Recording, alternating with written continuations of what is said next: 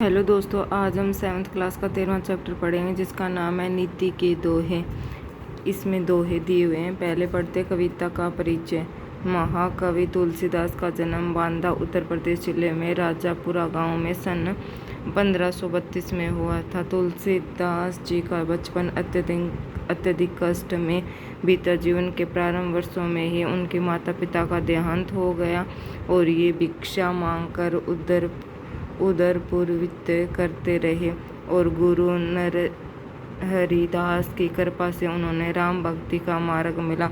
तुलसीदास जी भक्ति काल की सगुण भक्ति शाखा के सर्वश्रेष्ठ कवि हुए। उन्होंने राम कथा के माध्यम से जन जीवन में सदाचार, आत्मबल, निष्ठा, आस्था, दृढ़ संकल्प आदि भावना भरने का प्रयत्न किया है और ये सच्चे अर्थों में राम भक्त कवि थे।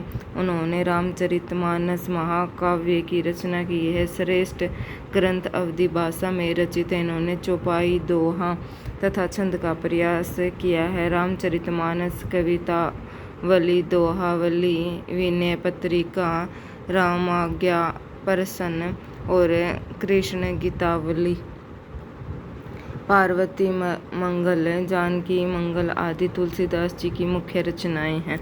अब हम पढ़ेंगे पाठ का उद्देश्य क्या है। संतों की वाणी उस अमृत धारा के समान होते जो मनुष्य को नैतिक मूल्य और व्यवहारिकता का ज्ञान प्रदान करती है। राम भक्ति धारा के मुख्य संत तुलसीदास जी ने ऐसे ही महान उपदेशक थे जिनका प्रत्येक शब्द लोगों को मर्यादित आचरण करने की शिक्षा और प्रेरणा देते हैं। अब हम पढ़ेंगे तुलसीदास के दोहे जो नीचे दिए हुए हैं। पाठ को पढ़ते हैं। तुलसी मीठे वचन से सुख उपजत चहु और, वशीकरण एक मंत्र है तजी दे वचन कठोर। यहाँ पे उपजत का अर्थ होता है उत्पन्न होना, वशीकरण का अर्थ होता है वश में करना और तजी का अर्थ होता है त्याग। इसमें तुलसीदास जी कहते हैं कि मीठे वचन बोलने से सुख उत्पन्न होता है और किसी को भी अगर हम मीठे वचन बोलेंगे तो किसी को भी वश में करने का एक मंत्र होता है और कठोर शब्दों को या मतलब कि कटु वचनों को हमें त्याग देना चाहिए।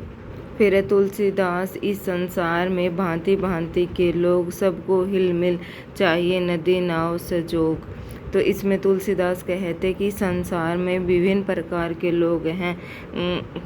कोई किसी प्रकार का है, कोई किसी प्रकार का है। तो अनेक प्रकार के मतलब भांति भांति का मतलब होता है अलग अलग टाइप के लोग हैं। सबको हिलमिल चाहिए नदी नाव संजोग।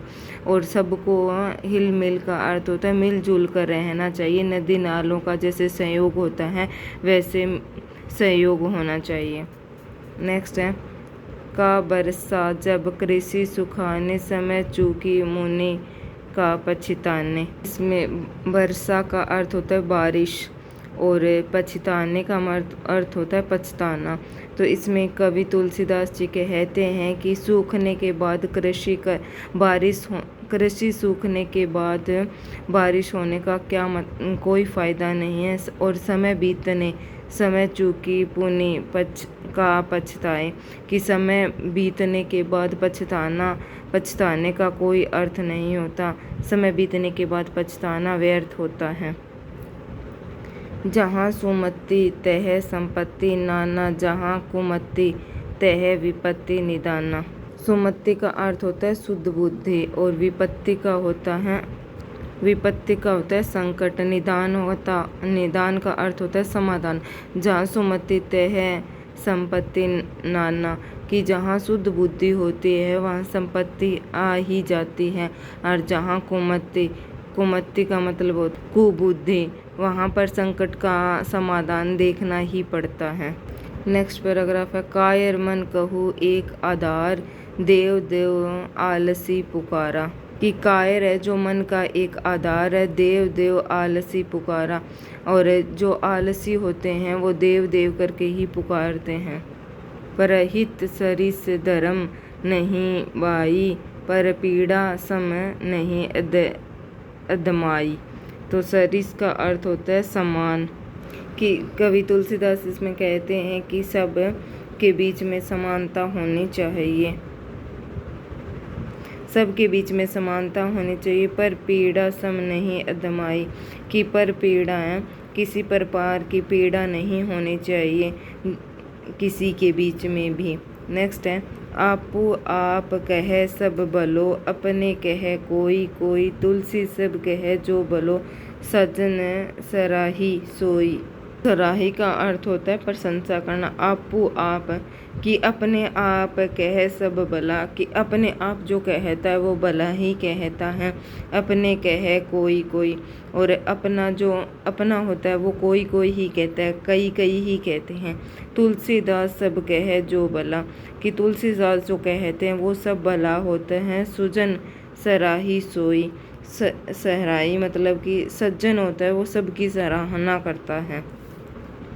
सचिव विदेय गुरु तीन जो प्रिय बोल भय आस, राज धर्म तन तिन्नी कर होई बेगही नास, चरण चोंच लोचन रगयो चले मराली चाल, क्षीर निर्बिरबन समय बक उगरत ते ही काल। कहते हैं कि सच्ची विदेय गुरु तीन जो प्रिय बोल भय आस, कि सचिव तीन बोल होते हैं जो गुरु के प्रिय बोल होते हैं। राज धर्म तन तिन्नी कर होई बेगी ही नास, बेगी का अर्थ होता है जल्दी, कि राज धर्म तन होता है शरीर, तीनों ही जल्दी ही नष्ट हो जाते हैं।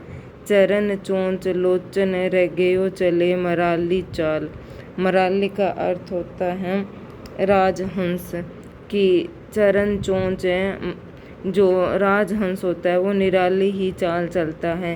क्षीर निर्बिरनन समय बक उगरते ते ही काल, बक का अर्थ होता है बगुला और निदान का अर्थ होता है समाधान।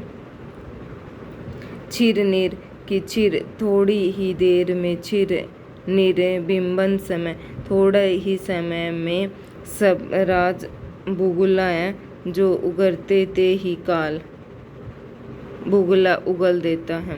तो आज हमने इसका 13वां चैप्टर कंप्लीट कर लिया। कल हम इसके क्वेश्चन आंसर करेंगे। Thank you.